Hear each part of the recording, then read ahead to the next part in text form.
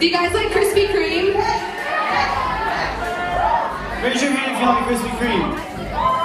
So you all like Krispy Kreme. Alright. Do some of you guys want Krispy Kreme? Any of you guys want some Krispy Kreme right here?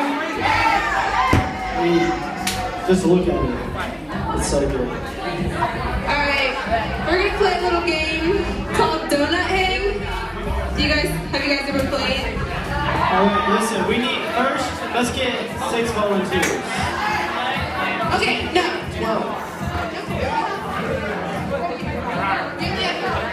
Okay, we need 5 teams of 2. 1, 2. Hey, if you're a team, walk to the right. Guys, stand in a line with your team. 1, 2, 3, 4, 5. Alright, here are our teams. You guys are not a team. Okay, so basically, one of you guys are going to lay on the ground, and then the other one is going to hold a donut over your face, and you have to eat it as fast as you can without using your hands. So, one person from each team lay down. You have to lay on your hands. Super, put your hands under your butt. You can't use your hands. Yeah, there you go.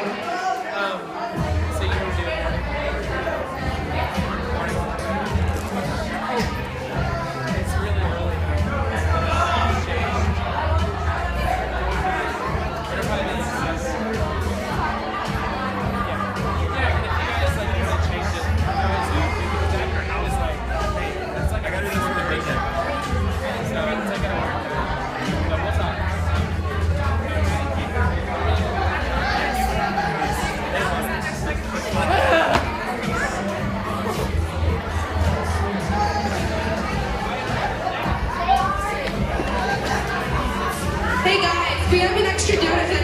Is there another team that wants to play? 2 more people. Heather and Maddox, come on up. Everyone give it up for Heather and Maddox. Alright. What? Your head has to be on the ground and you cannot use your hands. That sucks. Alright, are you guys ready? Ready? Get set, go.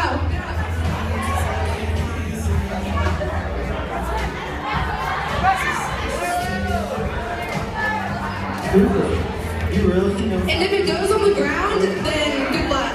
Just so you know. Yo, look how far Cooper's gotten. Oh my gosh.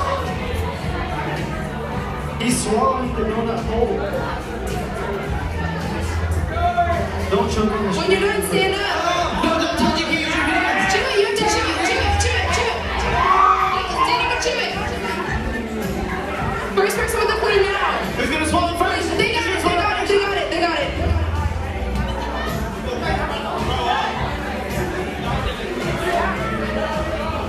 What? Cooper? Okay. Cooper? No, I don't know. He's done. He's been done. Let's just call it a tie. No? What are you doing? How many of you guys think Cooper won?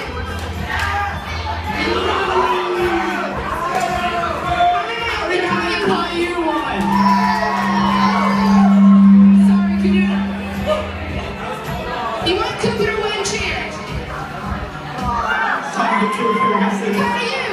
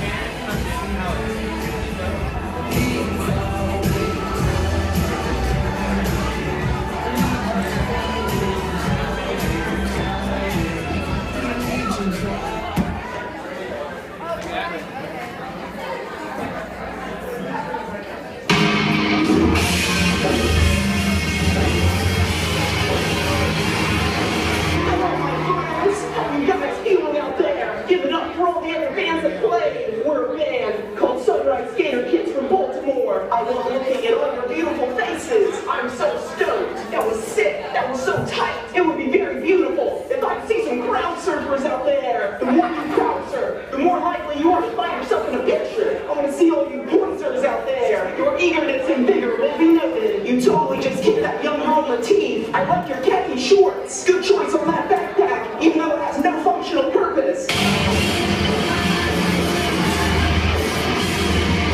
Make a difference in your community. When I was young, my only aspiration was to sing songs in a band. I've always had the dream of going on long tours in a crowded van. My main goal in life was to have an annual salary under $14,000. I am legally a homeless person. I wish my family believed in me. I wish I could grow a beard. I wish I had a puppy growing up. I wish these glasses were actually prescription. I fell off my bicycle yesterday. I'm now going to share my political views with you. My friends come first, that's the bottom line. If it wasn't for my friends, I wouldn't be here. You would not believe how many friends I have. My Facebook friends are maxed out. Walking on the beach in the summer with my friends. I can never be the cool kid. Getting out of this town with my friends. Keep supporting your local scene. We have a new record that you can buy in the back at a merch table. It's only available in vinyl. Sorry, if you want a free Sunrise Skater Kid sticker, go to the back and talk to our friend Dusty, talk to our friend Rusty, Krusty, Slappy, Poppy, Schmoopy, Kitty, Fatty, Wacky Tacky, Tic Tac, Flapjacks. This song goes out to all my friends. This song goes out to my hometown. This song goes out to anyone who successfully got out of their town. This song goes out to all you guys in khaki shorts. This song goes out to anyone who's fallen down while trying to do an ollie. This song goes out to anyone who's been pissed at their parents. This song goes out to my mom and dad. This song goes out to women. I don't care what people say. Girls are not sluts. Girls are precious creatures that we must cherish and value. I don't mean to call out any specific band on this. I'm not going to use any names. Maddie Mullins is a horrible person. I was talking about Maddie Mullins the whole time. Women's rights, Hillary Clinton, yoga pants, breast milk. Alright, you guys, we're going to take a quick pizza break. That was unbelievably satisfying. Pizza is the essence of life.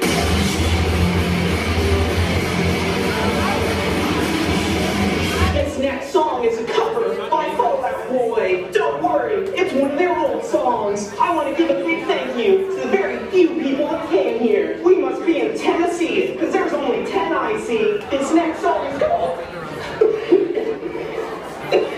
That was a little embarrassing. I'm still going through puberty.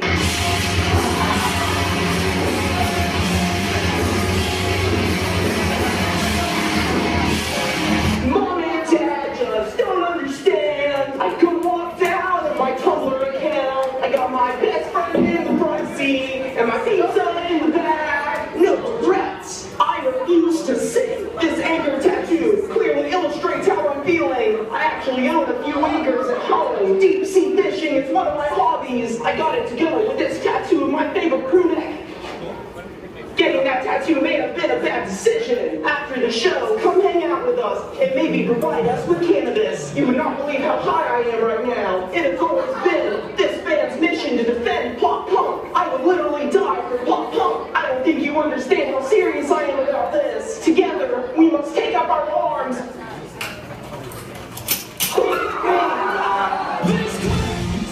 Pappy!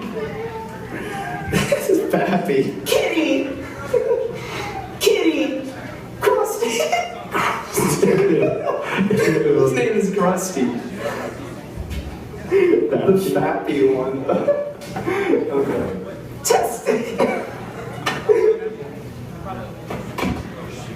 Oh. This song goes out to my mom and dad. Oh. Hey, what's up? Welcome to RSM, guys.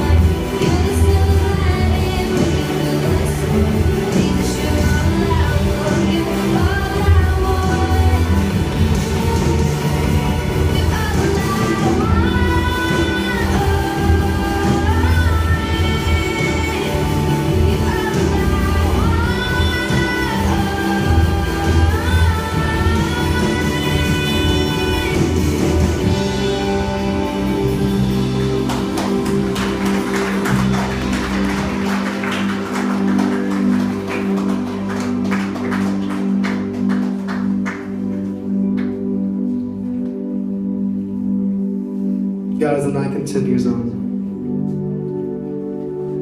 God, I pray that your will be done tonight, God. And I pray this all the time, but God, I pray that something in this room will happen that can only be explained by you, Lord. As we segue into to the rest of the night, God, I pray that your hand is on Joel, and that you're directing him in every way that you're moving, God.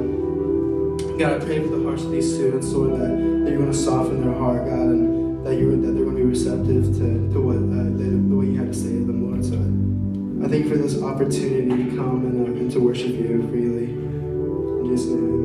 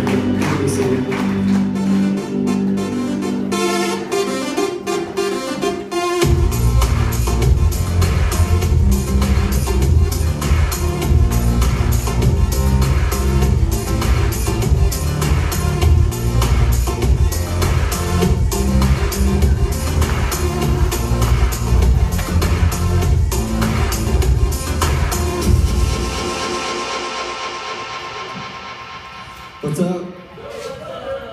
And welcome to the Refuge Student Ministry. How you guys doing? Like, you good? Everybody good? Like, yeah. You've been, let me see, you had no school today. Let me think, what does a teenager do when he has no school? Probably a lot of cheese puffs, right? A lot of Netflix. Not a lot of chilling because you don't have a bae, so. Yeah, I don't know what you did today, but hey, we're here. We're here. We made it. Hey, we're finishing up our social series tonight, and it's just been a really good series, and it's been really good hearing like feedback from you guys. So let's just recap real quick, and then we're gonna finish week 3 really strong. So week 1 we talked about squad goals. We said we talked about being a squad that grows together, takes care of each other, reaches people together, and has fun together. And it was really good. I think that was probably the thing that I heard back from you the most. You just talked about like, wow, I just realized, I needed that core group of Jesus followers surrounding me. And then week 2, we talked about dating. And besides Katie blushing, I think we also took some good things away from that too. And we talked about 5 things that girls want guys to know, and then what the Bible says about those 5 things. It was a great week talking about boundaries and how to avoid the situations in the first place and God's design for all of that. So it's good stuff. So tonight we're finishing up week 3, and we're talking all about parents. How do you guys feel about parents? Yeah, that's what I thought. That's what I thought. You're like what day of the week? When they're waking me up at 6 o'clock for school by dropping a bucket of water on my head, I think we can all talk about our parents. By the way, does anybody have any nicknames for their parents? Like that are like kind of interesting? Anybody? Mother? You got dropped by your mother? Who? Guapo? Wait, doesn't that mean fat? Oh, handsome. Okay, you call it. I'm gonna assume that's your dad. But hey, anybody say mom and dad? Right? Most people. Anybody say mommy and daddy? Guys, put your hands down, okay? If you're saying mommy and daddy, we need to have a conversation.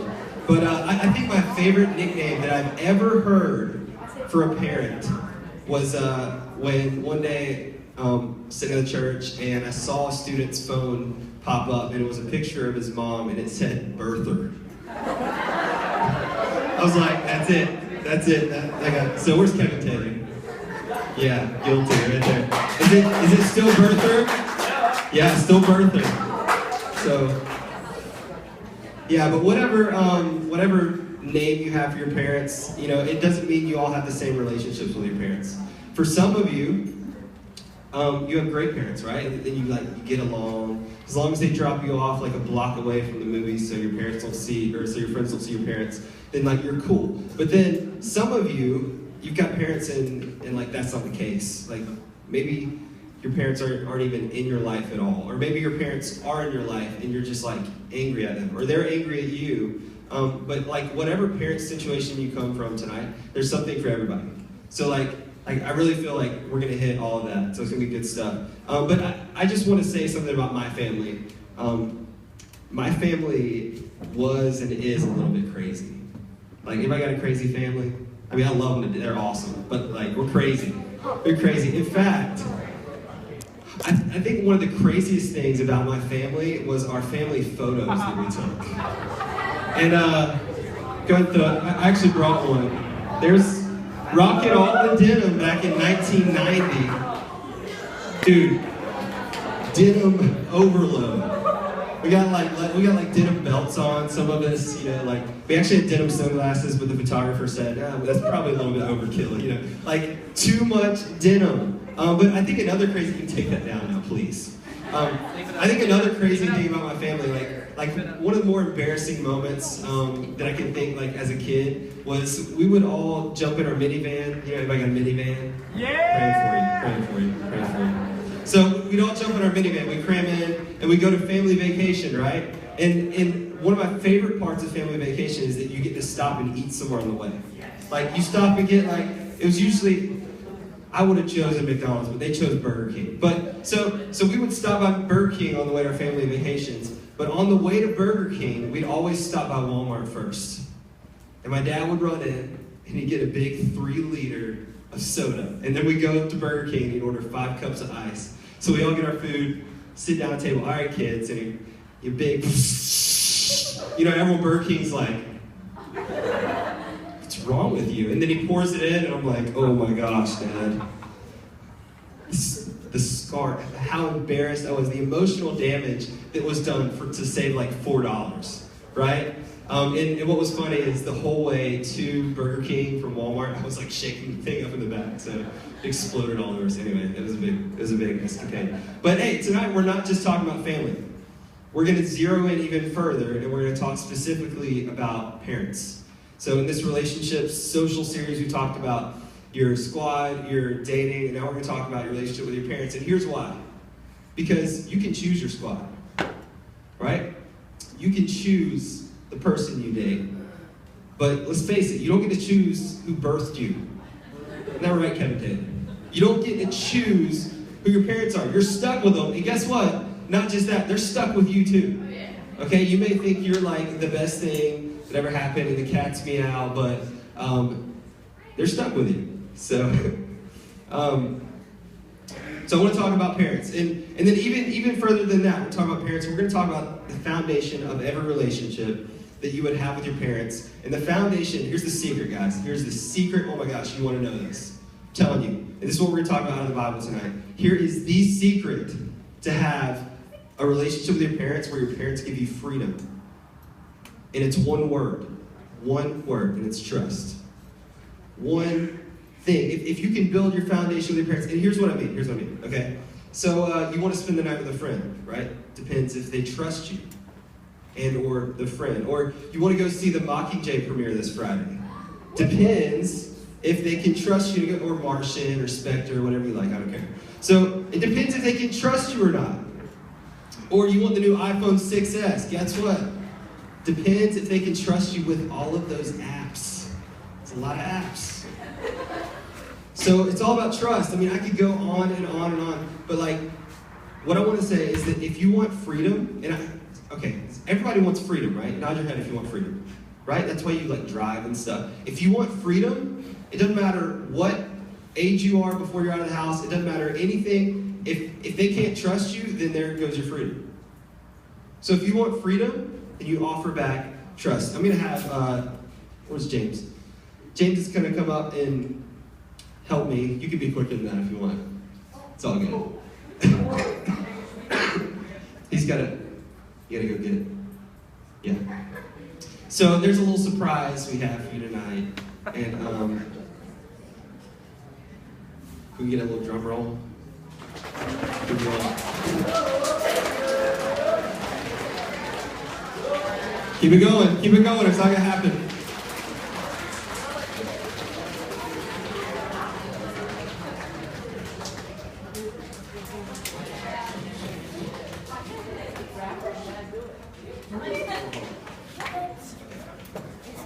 Okay, so I promised you guys a pig. Show me the pig, James. Oh. Hey, just wait. You will not be let down, I promise. Could be, micro pig.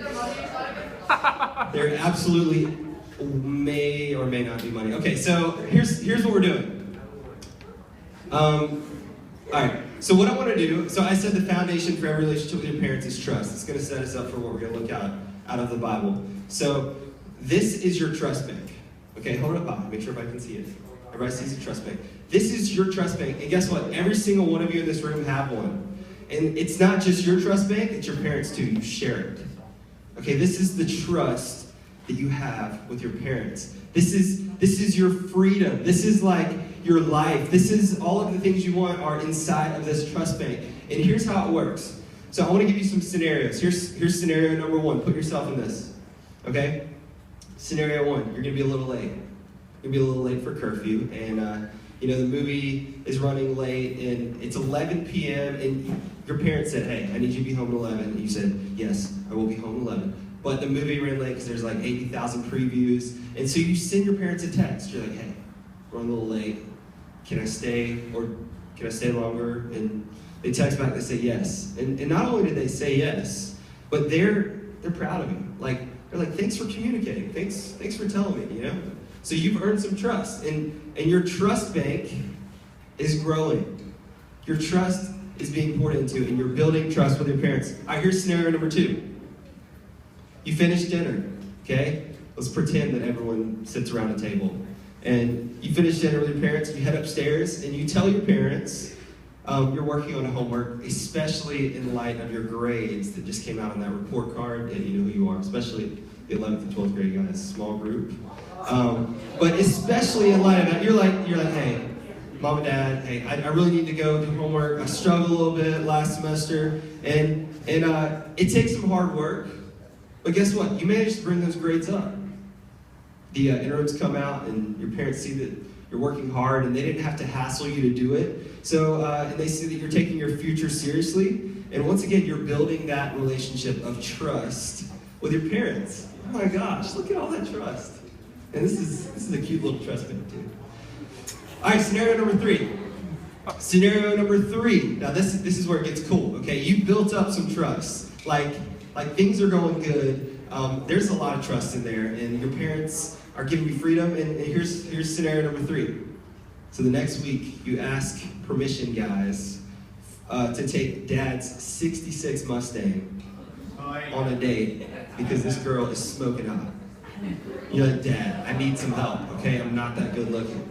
I need to borrow your Mustang.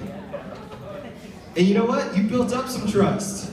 So Dad says yes.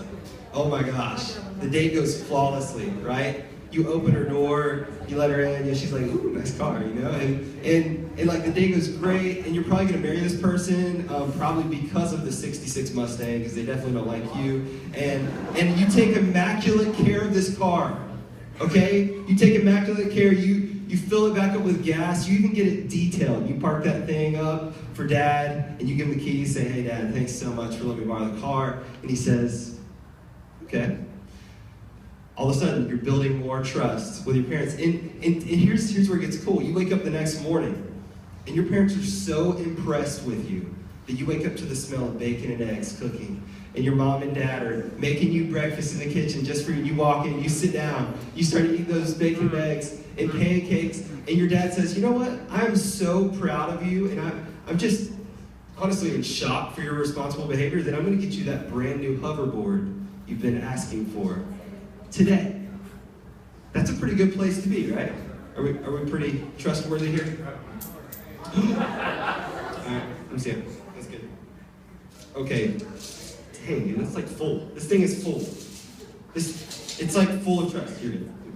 So this is where you're at. This is your trust bank with your parents. I want to read one more scenario.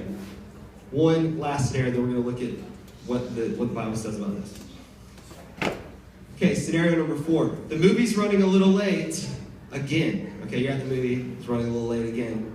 But since when have you cared about your curfew, right? Like, you justify it with yourself. You're like, my parents are probably sleeping anyway. I wouldn't want to wake them up. You ever done that? I know I have. And so you just ignore the thoughts in your head to give them a call. And hope that you can just sneak in unnoticed at 2 a.m. So you're creeping up to the house, right? Your friend drops you off. You're going up to the door, and then you're tiptoeing in the house. It's dark. And you hit that one creaky board. It's like, throughout the entire house, and your mom pops up out of bed like a sniper, pulls off her eye mask from sleeping, jets down the stairs, and sees you walking through, and lights go on. And, hey, Mom, what's up? Let's just say things don't go well. Guess what happens with this trust bank?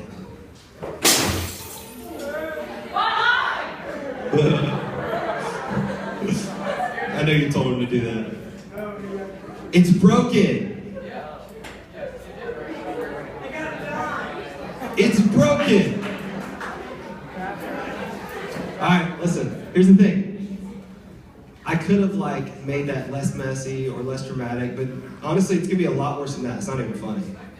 Because all of this trust that you built up, all of this hard work, all the time, all the progress you made with your parents, all of that pouring in, and it's just gone. It's gone. It's broken, it's shattered in 1,000 pieces on the floor, and things aren't good. You get punished, right? You lose privileges, usually your phone or your car. You start the long road again building up trust. Here's what I want to say, and we're going to get into our few points and we're going to wrap it up. Trust takes time to build and seconds to break. Trust takes time to build and seconds to break, especially with your parents, because they know what's best for you. And chances are they've probably broken that same trust before in their life, and they're looking out for you. So here's what I'm going to do, real quick. I'm going to show you from the Bible. We're going to look at, it's either 3 or 4 ways. We're going to look at 3 ways how to build trust with your parents, because trust equals freedom. Trust is the foundation that you have with your parents. So the first way, you guys quit looking at this, I know it's distracting. The first way you can build trust with your parents is to communicate. Okay, communicate. One of the best ways to build trust with your parents is to just communicate with them, to just talk with them. Now, I realize that this is pretty much the exact opposite of everything you're wanting to do as a teenager. Okay? I realize that.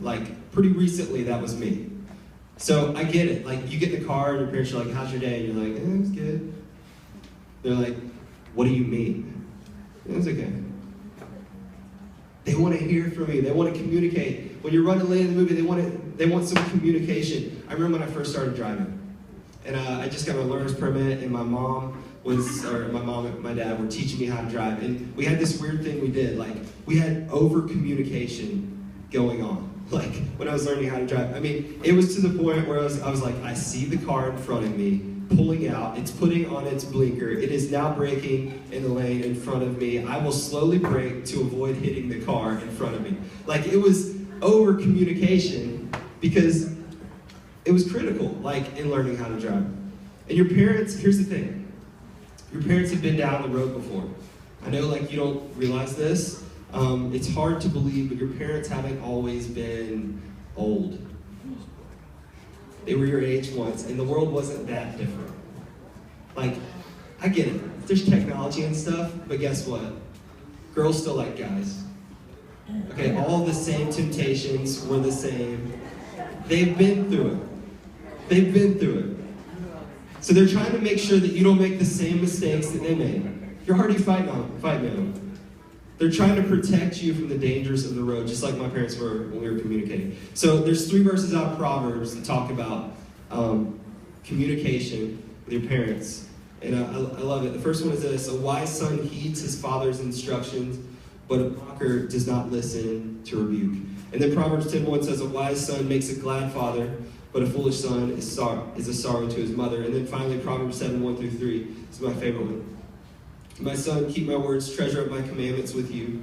Keep my commandments and live. Keep my teaching as the apple of your eye. Bind them on your fingers. Write them on the tablet of your heart. Whoa.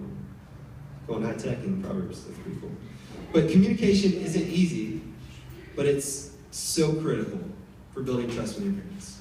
It's literally the foundation of trust. And then the first thing, how to build trust with your parents, is right there in Proverbs.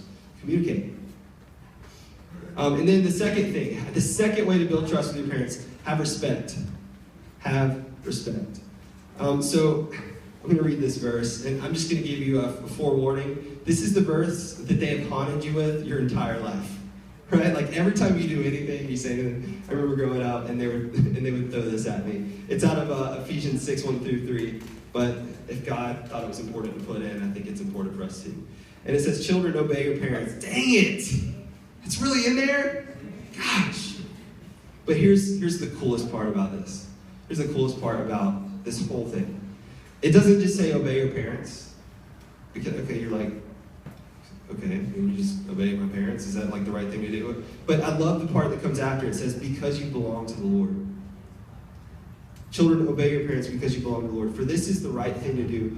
Honor your father and mother. This is the first commandment with a promise. If you honor your father and mother, here's a promise from God. If you honor your father and mother, things will go well for you, and you will live a long life on the earth. Okay? That seems like a pretty good trade-off. So I love this part out of the verse that says, by the way, when it says honor your father and mother, you're like, what does that even mean? I don't honor my father and mother. You respect them. That's all the verse is saying. You respect them.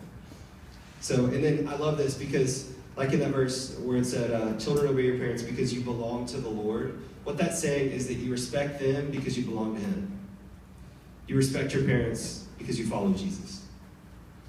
That's why we do it. And then the third thing, the third way to build trust with your parents is be honest. I don't think the verse is on the screen, but there's a verse, it's two places in the New Testament, but one of the places Jesus says it in Matthew 5, and He says, let your yes be yes, and let your no be no. Basically, what Jesus is saying, don't let any untruth come from your mouth. Let your yes be yes, and let your no be no. So being honest is critical. Few things are more powerful than the truth. Maybe you've messed up, and you've lied. Now, it's time to accept the punishment and start putting back the pieces. And it's a long road, and it was quick that you lost that trust, but it's time to start putting back trust in that bank again. Because once you plant the seed of doubt in someone's mind about your truthfulness, it's so difficult to get rid of it. Like, think about someone who's lied to you. Like, every single time after that, you're like, I don't know if they're telling the truth. You take everything they say with a grain of salt. Maybe you don't as a teenager, but as you get wiser, you do. When people tell you untruth, you're like, I don't know if this person's credible. Kind of funny thing happened. I got food poisoning one time, and I know James did too. But so mine's way worse than James. So I got food poisoning from melon mushroom. Anybody ever been to melon mushroom place? Yeah, melon mushroom. So, but that's what this is like, telling the truth. Because when you don't tell the truth, it plants a seed of doubt. So here's what happened. So melon mushroom, I went and I had a delicious pizza, and then I went home and did not have a very good time.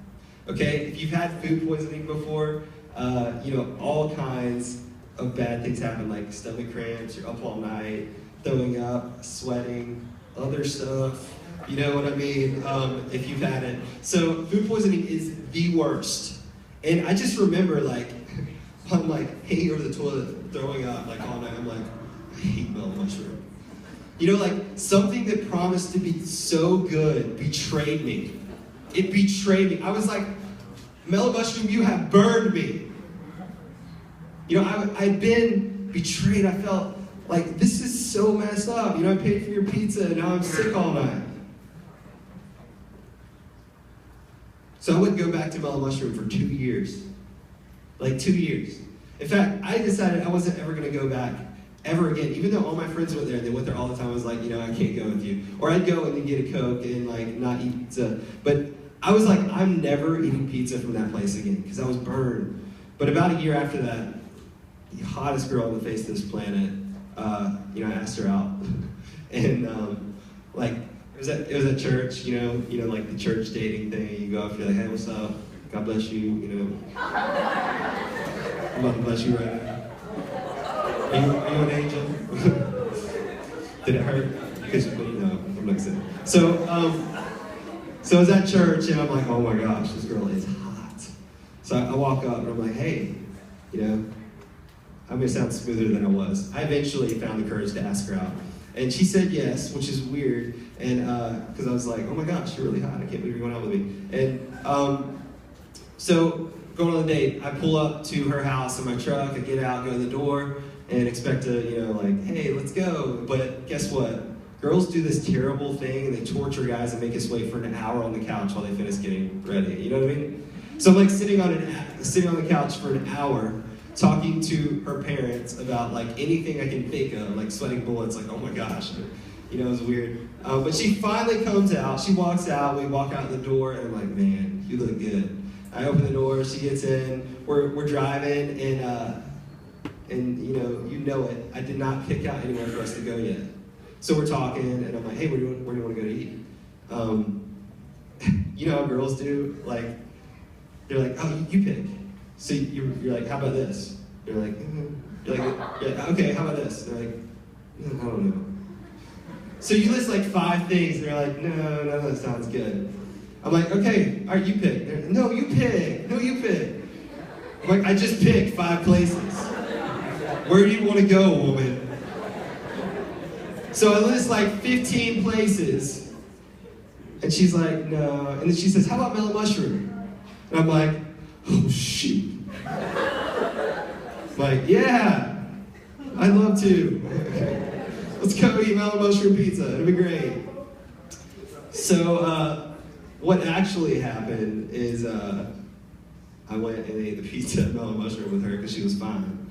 But obviously I'm talking about my wife, Katie, because I said it was the hottest woman on the face of this planet. So, but at that time, her name was Katie Davis. And here's the reason why I went back to that place that had burned me, a place where I'd been betrayed, because Katie Davis was worth it. And like I knew that if I was ever going to change her last name to Fletcher, then I was going to have to eat some mellow mushroom pizza. And I was like, I can't be that bad, But here's the thing. When you've been betrayed by something, when you've broken trust, when you feel burned, like, you have to do hard things. Like, you have to be bold. You have to make some big decisions. And some of you, the reason why I'm telling you this, I'm finishing up with this. In fact, the band can go ahead and get ready. The reason why I'm telling you this is because some of you you feel burned by your parents. Like, you feel like the trust isn't there. You feel hurt. Some of you, your parents feel burned by you. Like, it's just not there. And like, you're almost at that point where you're giving up. And just like you've been burned by a restaurant, or something that betrayed you, promised to be so good. And so tonight we've been looking at the ways to build trust. And you're like, there's no way I'm going back to that. Like, that's done. That ship has sailed. But here's the thing. Your parents will always be your parents. They will always be your parents. They love you more than anyone in this world, I can guarantee you, whether you see it or not. And even more than that, it's like that verse we read. We obey our parents because we follow Jesus. We respect them because we follow Jesus. And guys, Jesus is worth it. Like, he's so much more worth it than even my incredible wife. Like, that's the only thing. Jesus is always worth it.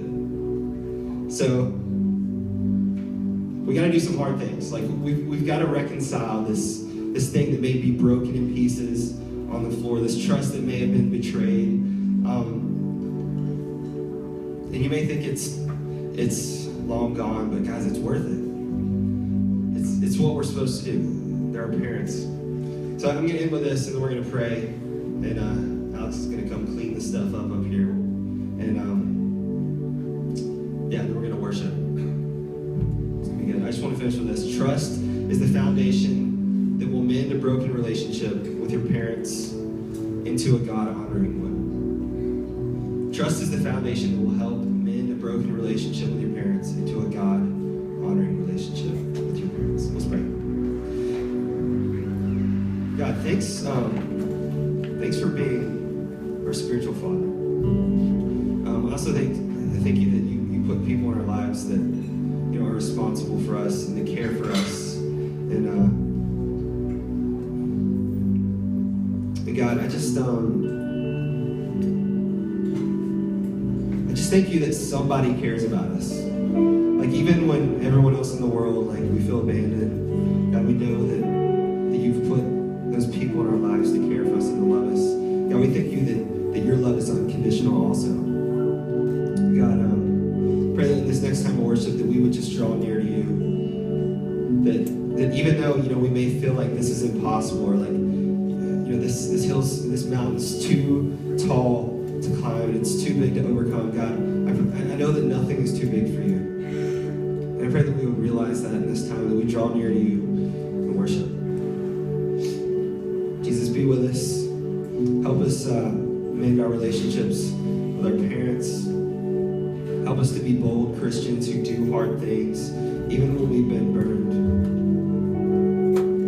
It's in Jesus' name I pray. Amen. Guys, stand. Let's worship.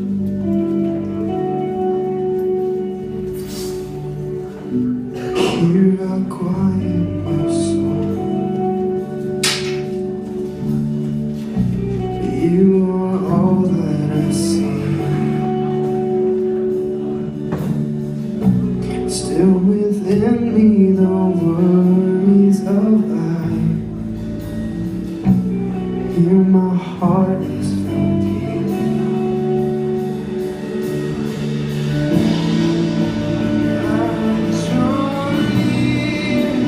I'm drawn near to you.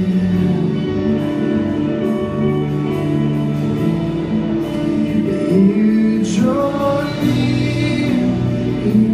draw near to me.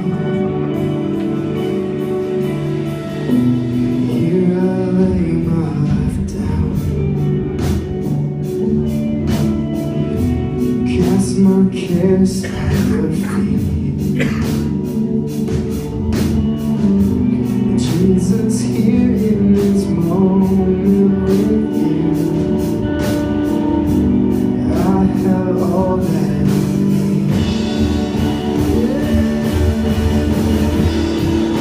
'Cause I'm drawn near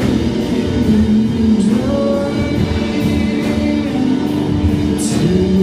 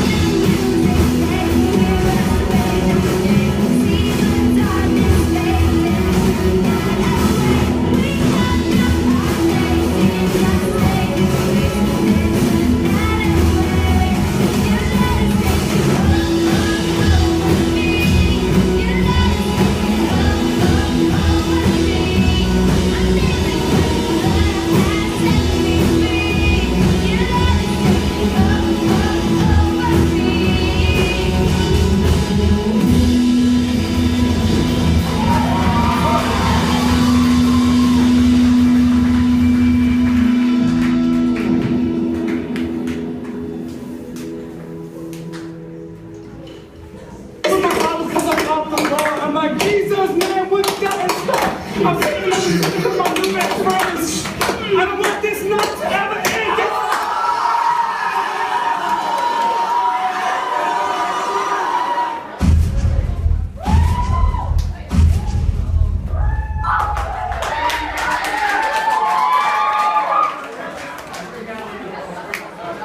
All right, so I'm actually not doing. Our lighting software crashed, so that's why I was anyway. All right, so here's what I need everybody to do. I need everybody to be really, really quiet. Shh. Like seriously, not a sound in the room. And at any point in what's about to happen, you cannot be loud. Okay? So go. And the offering is going to go around as we do this.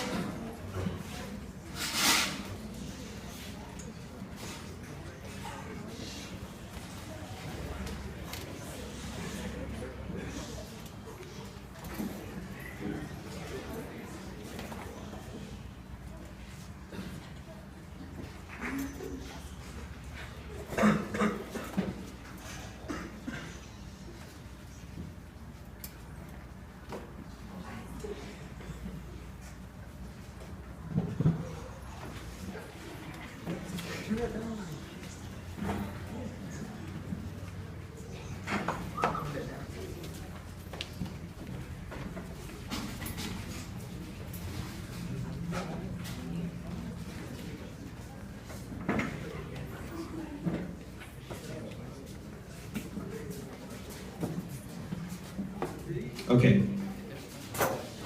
We still gotta be real quiet. But, alright, so you're gonna be able to meet the pig after service is over. Just a second. Let me sit back down. You get to see it. I promise.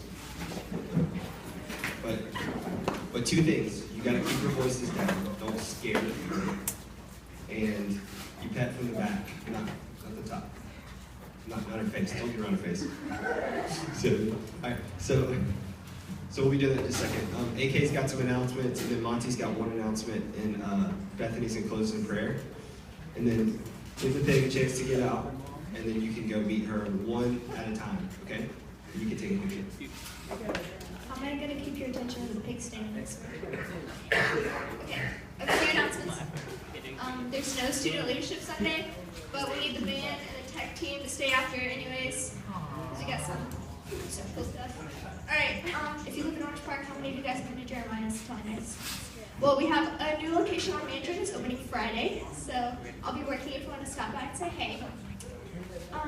Let's see. Okay, next Wednesday is Journey Gathering. So we'll be in the fellowship hall and it starts at 6. And your interview is December 9th. So, that's pretty cool. That's it.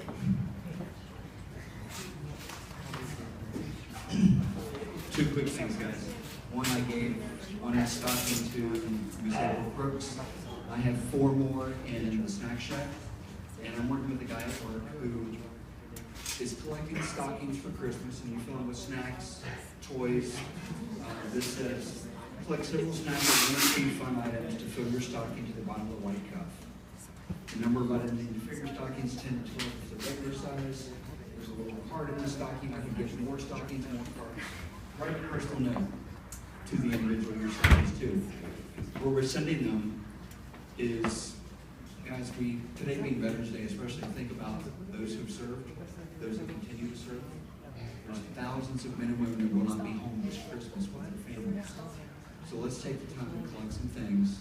We have this coming Sunday, next Wednesday, and the following Sunday to bring items in. We can stuff in the stockings and send the receipts to our troops.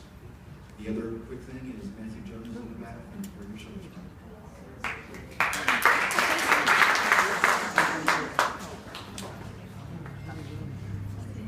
So bow your eyes and close your heads.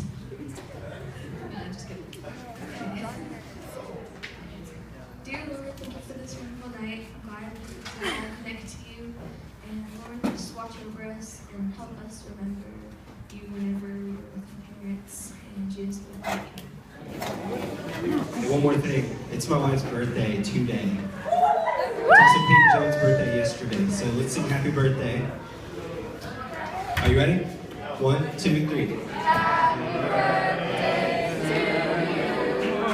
Happy birthday to you. Happy birthday, dear Peyton. Happy birthday to you. Give Katie a hug. Give Peyton a hug.